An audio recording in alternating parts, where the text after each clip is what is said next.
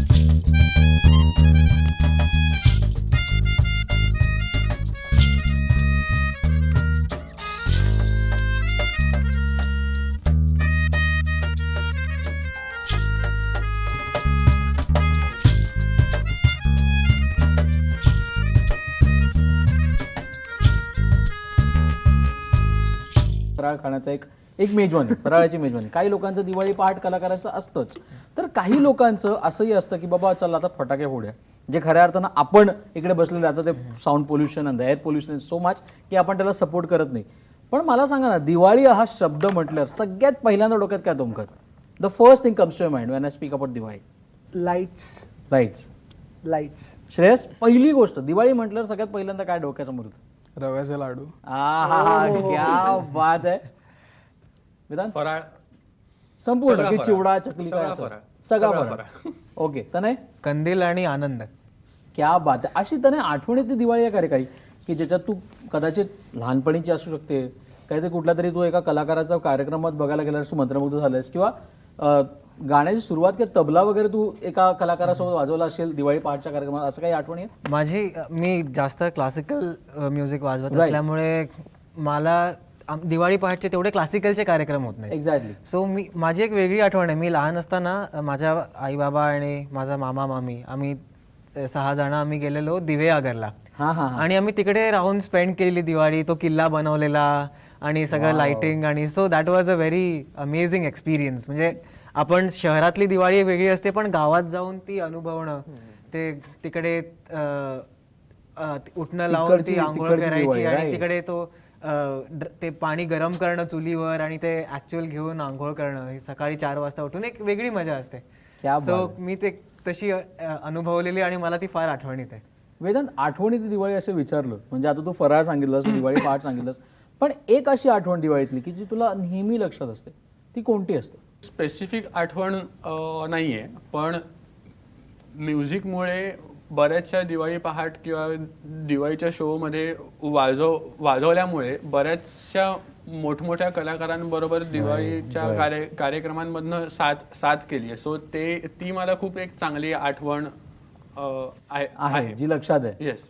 श्रेयस, तुमची आठवणीतली दिवाळी कोणती? म्हणजे असे घरच्यांसोबत सेलिब्रेट केलेली, मित्रांसोबत सेलिब्रेट केलेली, कॉलनीतली दिवाळी असेल किंवा मग कार्यक्रम? आता रिसेंटलीच लाईक लास्ट इयरच की मी इथे आता सध्या एकटाच असतो घरी, तर आम्ही बॅचलर्सची एक दिवाळी वेगळी तर मग ते एक वेगळंच असं की आम्ही मुलंच मिळून सगळा फराळ करणं. क्या बात आहे, क्या बात आहे, व्हेरी ट्रू. किंवा फटाके उडवणं. आता फटाके तर उडवले नाहीत लास्ट इयर, पण असते एक मित्र म्हणून ती एक आठवणीतली खूप पण special. Did you miss your family? तुम्ही इकडे होतात राईट दिवाळीत, आणि लॉकडाऊन होता.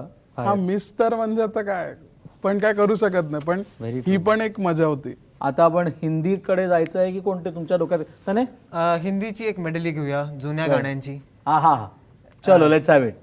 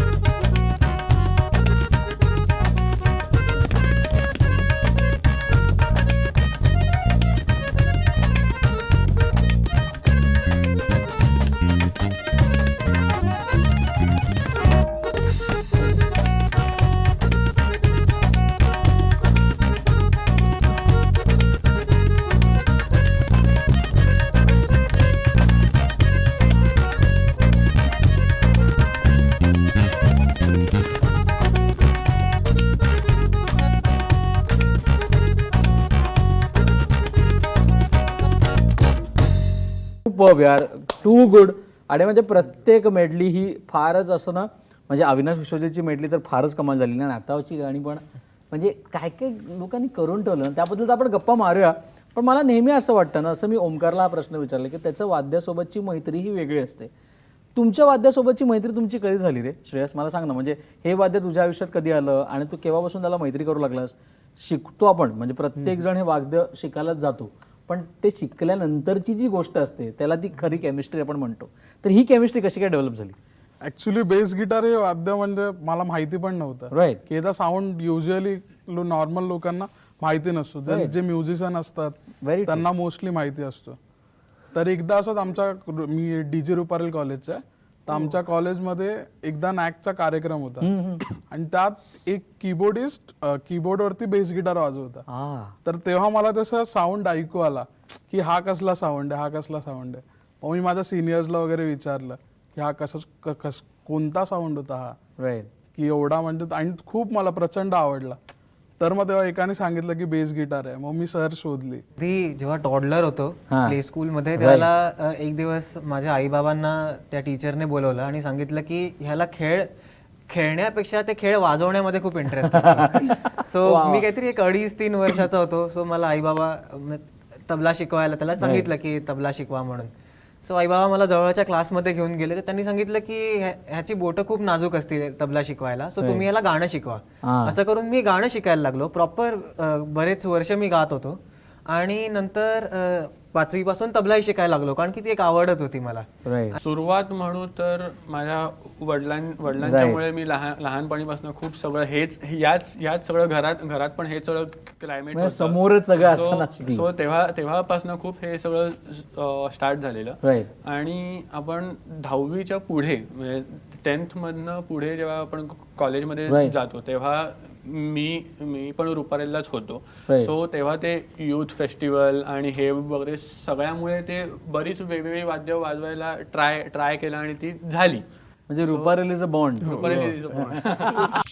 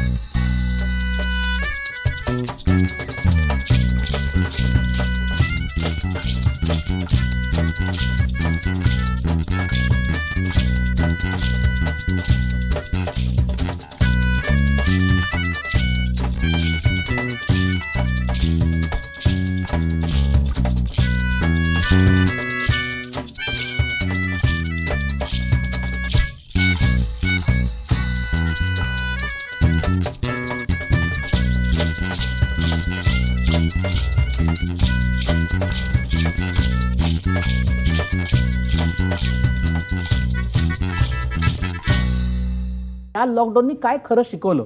नाही तुझ्यापासून सुरू करूया. लॉकडाऊनने शिकवलं, सगळ्यात पहिली गोष्ट शिकवली म्हणजे पेशन्स. राईट. कसं आपलं डोकं शांत ठेवायचं परिस्थितीला. म्हणजे खूप वेगवेगळ्या गोष्टी होत होत्या, कोविड आहे, बाहेर टेन्शन्स आहे, कार्यक्रम नाही, पण त्याही परिस्थितीमध्ये आपण फोकस आपला कसा जाऊ नाही द्यायचा हे पहिला शिकवलं. बाकी माझी कलाकारांकडून अपेक्षा आहे की कलाकारांना जेव्हा वेळ असतो तेव्हा त्यांनी दुसऱ्या कलाकारांचं ऐकायला जावं. एक्झॅक्ट. लेजंड्स झाले आपल्याकडे, भीमसेनजी झाले, परत उस्ताद अल्लार खा साहेब झालं, अजून मेहदी हसन खा साहेब झालं. हे जे सगळे म्युझिशियन्स होते ना, हे एकमेकांच्या प्रोग्राम ऐकायला म्हणून जायचे. कारण त्यांना वाटायचं की येस, माझा हा मित्र आहे, मी याच्या प्रोग्रामला ऐकण्यासाठी गेलं पाहिजे जेणेकरून मला काहीतरी शिकायला मिळेल. आता आम्हीच आमच्या याच्यामध्ये इतके बिझी आहोत की बऱ्याचदा असं होतं की आता माझ्या घराच्या बाजूला प्रोग्राम आहे पण माझ्या घरी समोर मला प्रोग्रामिंगचं काम आहे, तर ते प्रत्येक वेळेस जाणं होतच असं नाही.